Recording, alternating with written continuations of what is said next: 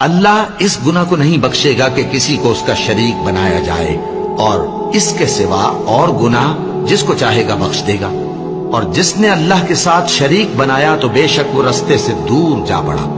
یہ لوگ اللہ کے سوا جو پرستش کرتے ہیں تو کچھ دیویوں کی، اور پکارتے بھی ہیں تو شیطان سرکش ہی کو، جس پر اللہ نے لعنت کی ہے، اور وہ اللہ سے کہنے لگا میں تیرے بندوں سے غیر اللہ کی نیاز دلوا کر مال کا ایک مقرر حصہ لے لیا کروں گا،